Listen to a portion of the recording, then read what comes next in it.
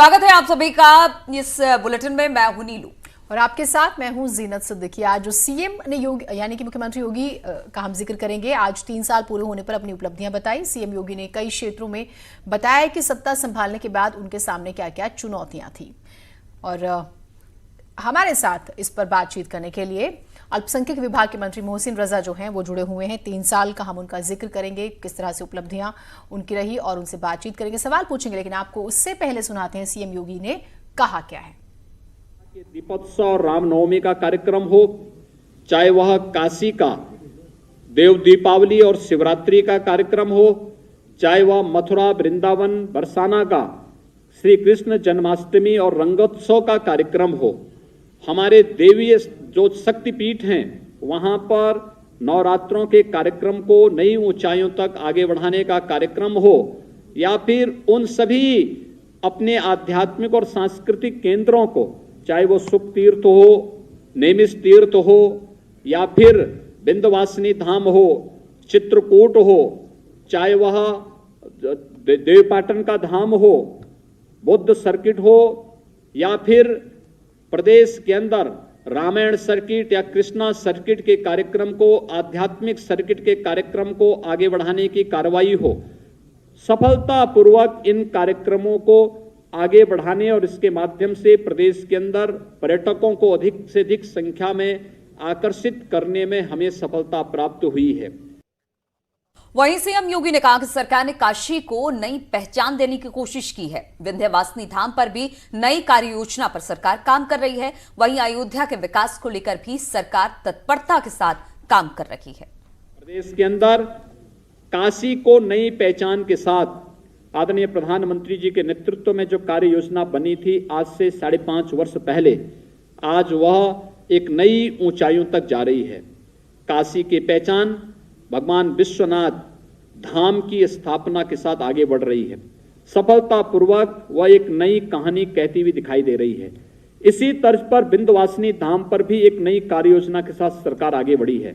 नेमिष तीर्थ में, सुख तीर्थ में और अन्य महत्वपूर्ण स्थलों में भी इस प्रकार के कार्यक्रम के साथ ही अयोध्या के विकास को भी एक नई योजना के साथ आगे बढ़ाने की कार्रवाई को हम आगे बढ़ाने के लिए पूरी तत्परता के साथ कार्य कर रहे हैं।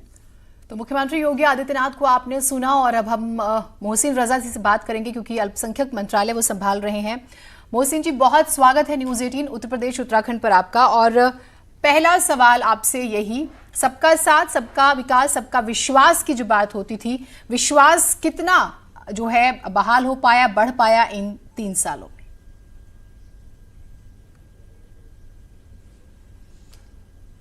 देखिए, सबसे पहले तो मैं अपने प्रदेश वासियों को 3 साल की उनके द्वारा बनाई गई सरकार की बधाई देना चाहूँगा। माननीय मुख्यमंत्री के जो नीतियां उन्होंने बनाई जनता के लिए, उन नीतियों पर खरी उतरती हुई सरकार, सबका साथ सबका विकास और सबके विश्वास पर और मोहर लगाती हुई सरकार, जिस तरह से हमको 2017 में विरासत में कैसा उत्तर प्रदेश मिला था, ये किसी से देश में छुपा नहीं है।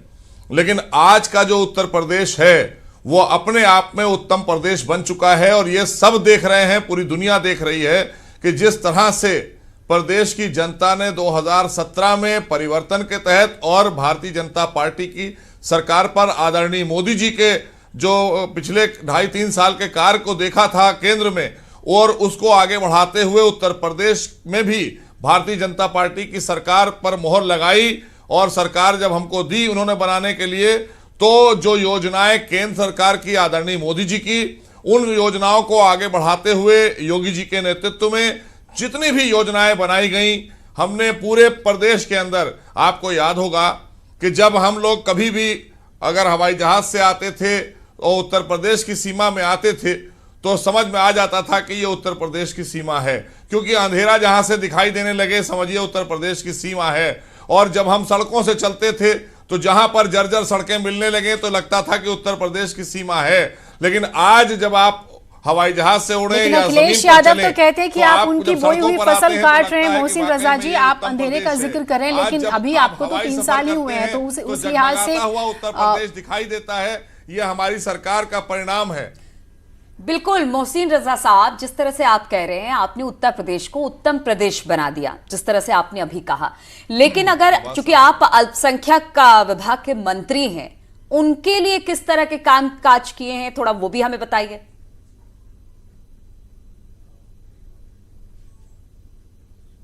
देखिए, जहां तक बात की जाए अल्पसंख्यक कल्याण की, तो पहली बार उत्तर प्रदेश में अल्पसंख्यक कल्याण का कल्याण हुआ है, अल्पसंख्यकों का और खास करके मुस्लिम समाज का कल्याण हुआ है। और वो चाहे हमारे बच्चों का जो छात्र और छात्राएं हैं, उनको एनसीईआरटी की पढ़ाई पहली बार हमारे प्रदेश में मिली है। और साथ ही साथ में जो तमाम और हमारी योजनाएं थी, उन योजनाओं को लेकर तेजी से हमने काम किया है।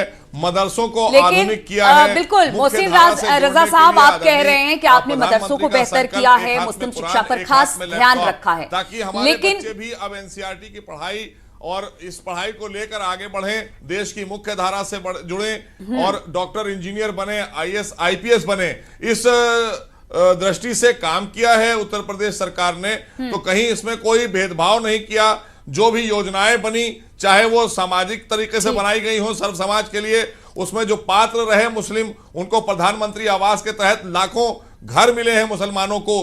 तमाम आप और योजनाएं, चाहे सौभाग्य योजना हो, चाहे जनधन योजना हो, खाते खुलने की बात हो, तमाम योजनाओं में उनको बराबर का शरीक रखा गया है। आप जो न्यूज़ 18 के मन से ये बातें कह रहे हैं, तो प्रदेश के मुस्लिम, देश के मुस्लिम भी आपको सुन रहे होंगे। और एक सवाल जो है बार बार आपसे पूछा भी गया होगा और इस मन से हम भी पूछेंगे, जो विरोध प्रदर्शन हो रहा है सीए को लेकर, और ये कहा जा रहा है कि अगर पोस्टर चस्पा होते हैं तो मोहसिन रजा पहले पहुंच गए वहां पर, उस पर बात करेंगे। लेकिन आप उनसे मिलने नहीं पहुंचते हैं, उनसे बात करने नहीं पहुंचते हैं, तो ये कैसा विश्वास? बात कर लेते हैं आप जाकर।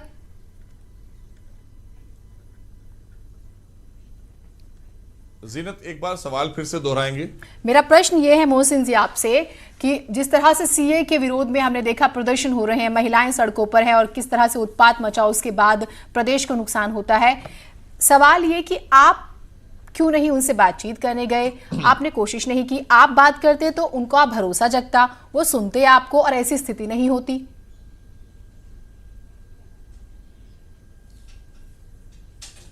देखिए जीनत, अगर बात की जाए सीएए को लेकर, तो सीएए को लेकर अगर आप देखें, पूरे देश के अंदर भ्रम फैलाने जैसी स्थिति पैदा की गई है विपक्ष के द्वारा। आप भी जानती हैं, विपक्ष भी जानता है, और अभी हमारे देश के यशस्वी गृह मंत्री जी ने भी सदन में उस बात को फिर से साफ किया। गुलाम नबी आजाद जी भी थे, कपिल सिब्बल साहब भी थे, सबके सामने उन्होंने कहा कि मैं गृह मंत्री होने के नाते मैं जवाब दे रहा हूं। आप सुनिए ध्यान से, ये रिकॉर्ड भी हो रहा है। उन्होंने बहुत साफ की पिक्चर कि किसी भी मुस्लिम समाज के, किसी भी हिंदुस्तानी मुसलमान का इसमें अहित नहीं होने जा रहा है। तो मेरी समझ में नहीं आया कि विपक्ष ने इस तरह की चीजें फैलाई क्यों। इससे यह साबित होता है कि जो हमारे उत्तर प्रदेश सरकार की तमाम उपलब्धियां हैं, उस पर उंगली नहीं उठा पा रहा है विपक्ष, इसलिए वो हार मान रहा है, हताश हो गया है। तो उसे कहीं ना कहीं वो अपने पुराने ढर्रे पर चला गया कि वो बांटने वाली राजनीति करना, संप्रदायवाद और तुष्टीकरण की राजनीति वो हमेशा से विपक्ष ने की है, चाहे कांग्रेस हो, सपा हो, बसपा हो। इन्होंने उसी पर ही अपना, उनको वोट बैंक बनाया है खाली। उनको कभी मुख्य धारा से नहीं जोड़ा, उनके साथ में कभी योजनाओं का उन्हें लाभ नहीं पहुंचाया, और बल्कि चंद उनके ठेकेदारों को साथ में लेकर उनके लेकिन मोहसिन जी फिर आरोप ये लगते हैं कि आप कम्युनिकेशन गैप कहां पे रह गया? सत्ता से ज्यादा शक्तिशाली कौन है? विपक्ष की बातें सुन ले रहे हैं लोग, आपको नहीं सुन रहे हैं। कहां पे कमी रह गई? आपने तमाम योजनाओं का जिक्र किया, हज को लेकर जो कमेटी बनती है या हज को लेकर जो फैसिलिटीज है उस पर भी बात करेंगे, लेकिन कहां कम्युनिकेशन गैप रह जाता है? क्या जरूरत नहीं है कि उसको दूर करके आगे बढ़ा जाए, सब साथ चले तो प्रदेश वाकई उत्तम प्रदेश हो जाए? आवाज साफ नहीं आ रही है आपकी, हम थोड़ा सा सवाल फिर से दोहराना पड़ेगा। जी मोहसिन रजा साहब, अगर हम विपक्षी पार्टियों को देखें, आपने कहा इतने ज्यादा उन्होंने भ्रम फैलाए हैं कि स्थिति यह आ गई है कि आपकी अच्छी बातें भी लोग नहीं सुन रहे हैं, और यही वजह है कि आज भी लखनऊ की सड़कों पर महिलाएं इस तरह से निकलकर सामने आई हैं। तो क्या कहीं कोई कमी रह गई कि विपक्ष हावी हो गया और आप पीछे हो गए समझाने में? नहीं, देखिए, अगर आप बात करें जीनत, देखिए, आप खुद देखिए ये कौन लोग हैं, इसके पीछे कौन लोगों का नाम आ रहा है। वो जो तमाम बेचारी भीड़ में आकर बैठ रही हमारी बहनें हैं, वो इनोसेंट हैं, उनके साथ जो लोग खड़े हैं उनके नाम आप जानती हैं, हमारे मीडिया के लोग भी जानते हैं कि वो किसी ना किसी राजनीतिक दल से जुड़े हुए लोग हैं और वो क्यों करा रहे हैं। मैंने कहा ना कि अगर आपको पता है कि इससे कोई आपका अहित नहीं होने वाला है और आप हमारी वो योजनाओं पर उंगली उठाइए, उस पर प्रश्न उठाइए जिसमें हमने योजनाओं का लाभ ना दिया हो तमाम समाज को, अगर मुस्लिम समाज को उससे वंचित रखा गया हो आप उस पर उंगली उठाइए। हमने कौन सी योजना में भेदभाव किया है आप उंगली उठाइए। हमने कौन सा विकास योगी जी की सरकार में उत्तर प्रदेश में नहीं हुआ है आप उंगली उठाइए। लेकिन आपके पास चूंकि कोई है ही नहीं ऐसा प्रश्न जो आप हमारे ऊपर उठा सकें। मोहसिन रजा साहब, जिस तरह से कहते हैं विपक्षी पार्टियां, चाहे वो अखिलेश की बात की जाए, प्रियंका की बात की जाए, ओवैसी की बात की जाए, उन्होंने कहा कि उत्तर प्रदेश सरकार मुस्लिम विरोधी है। इसको किस तरह से आप खत्म करेंगे? क्योंकि आप अल्पसंख्यक विभाग के मंत्री हैं, आपको उनका विश्वास जीतना होगा। आने वाले समय में इलेक्शन है, ऐसे में आपको तो समझाना होगा उन लोगों को और उनका साथ लेना पड़ेगा आपको। देखिए, बहुत अच्छा, बड़ा ही वैल्यूएबल पॉइंट आपने उठाया। मैं चाहता हूं कि आपके टीवी चैनल के माध्यम से हमारे मुस्लिम समाज के भाई बहन सुन लें।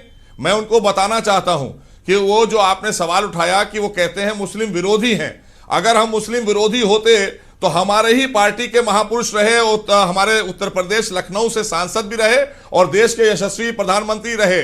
आज नहीं है हमारे बीच में श्रद्धेय अटल बिहारी वाजपेयी जी। जब उन्होंने 1978 में जब वो फॉरेन मिनिस्टर थे, उन्होंने वो पॉलिसी बनवाई थी, फॉरेन पॉलिसी, जब गल्फ कंट्रीज के अंदर विकास हो रहा था, और उन्होंने वीजा पॉलिसी बनवाई थी कि जो जॉब वीजा आएगा वो 80% मुस्लिम्स को दिया जाएगा। 80% मुस्लिम्स को वीजा दिया, क्यों दिया जाएगा? कि ताकि ये मुस्लिम्स जो हैं बहुत पिछड़ गए हैं, इनके साथ में इनका किसी ने विकास नहीं किया है, लिहाजा इनको बाहर भेजा जाए, ये जाकर संपन्न होकर लौटें अपने देश में, इनको संपन्न किया जाए, ये अच्छे से स्थापित हो सकें। तो आज जो बड़े बड़े मकानों में, बड़े बड़े घरों में, और आज जो संपन्नता आपको दिख रही है प्रदेश के अंदर और देश में, उसके पीछे भी भारतीय जनता पार्टी का ही रोल है। भारतीय जनता पार्टी के ही महापुरुषों ने ऐसे विचार रखे थे कि मुसलमानों का उत्थान होना चाहिए, कमजोर कोई भी हो, चाहे पिछड़ा हो, अगड़ा हो, कोई कमजोर होगा उसको हाथ पकड़कर उठाने का काम भारतीय जनता पार्टी करती है। ठीक, प्रदेश की जनता ने आपको सुना है और उम्मीद करते हैं कि इसके बाद वो जरूर आपको लेकर जो है या पार्टी के कामकाज को लेकर अपने विचार बनाएंगे। वक्त की बहुत बंदिश, बहुत शुक्रिया आप हमारे साथ जुड़े। तो ये जो बातचीत आपने सुनी, उसके बाद क्या स्थिति है अल्पसंख्यक मंत्रालय की और कैसे वो आगे काम करने वाला है वो आपने जाना। एक छोटे से ब्रेक के लिए रुक रहे हैं, कहीं मत जाइएगा।